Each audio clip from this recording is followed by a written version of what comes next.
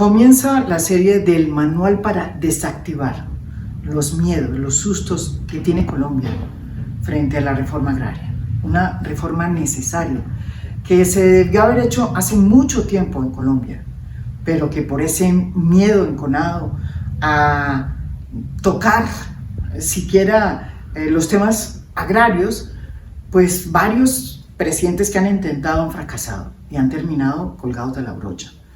Le pasó a López Pumarejo, le pasó después a Carlos Lleras Restrepo, que fue el que más avanzó en el tema de la reforma agraria. Utilizó incluso los instrumentos que le daba el Estado colombiano desde 1930, que incluían la expropiación, palabra a la que tampoco hay que temerle, porque es parte de los instrumentos que tenemos en Colombia y que le provee a el gobierno que está en el poder la normativa del Estado colombiano, desde tiempo atrás. Gustavo Petro, desde que llegó al poder, decidió que iba a hacer la reforma agraria. Es la única reforma que no necesita pasar por el Congreso porque tiene todos los instrumentos para hacerla. Lo que ha faltado es la voluntad política. Y para eso creó una serie de episodios y de pasos, ¿no es verdad?, para hacer una reforma agraria y para cumplir con las promesas que se hicieron en la firma del acuerdo de paz con las FARC.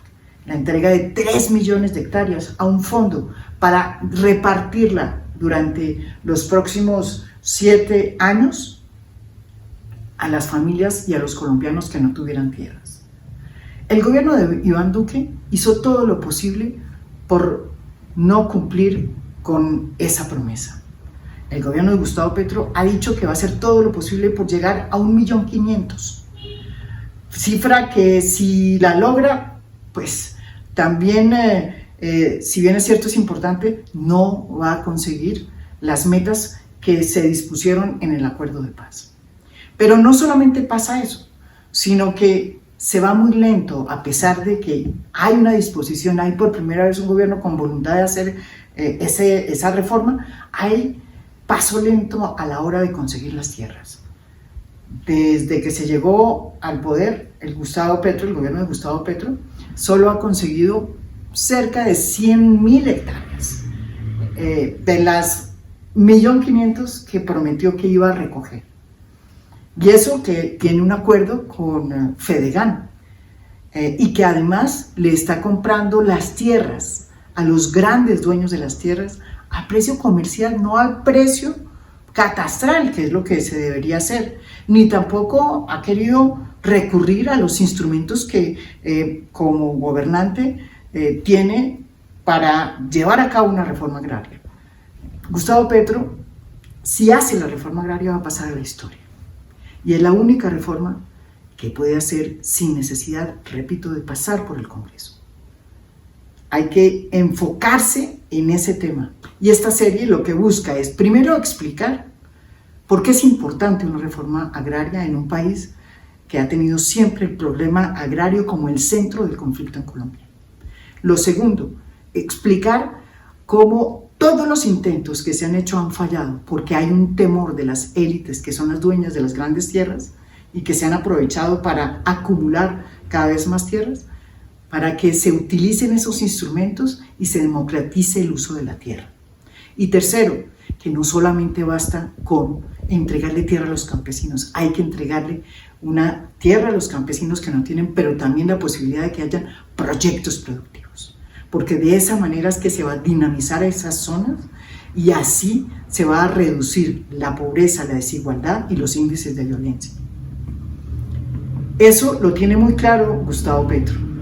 Vamos a ver qué pasa en este año que comienza en este tema de la reforma agraria.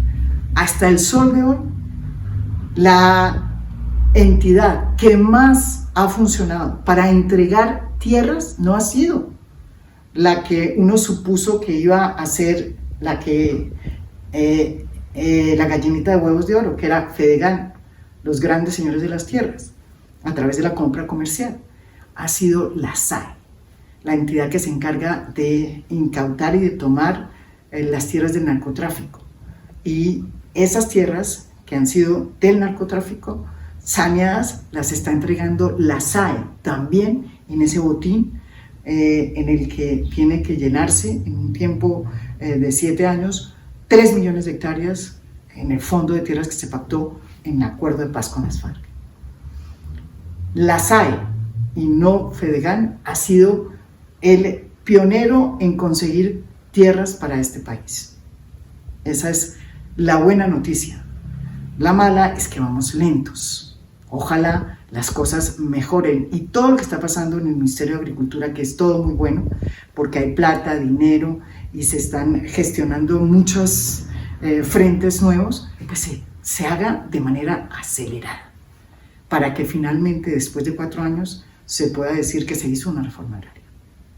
Y este propósito de este podcast es precisamente quitarle esa fobia a una reforma que debimos haber hecho los colombianos hace mucho tiempo y que se ha hecho en todas partes del mundo.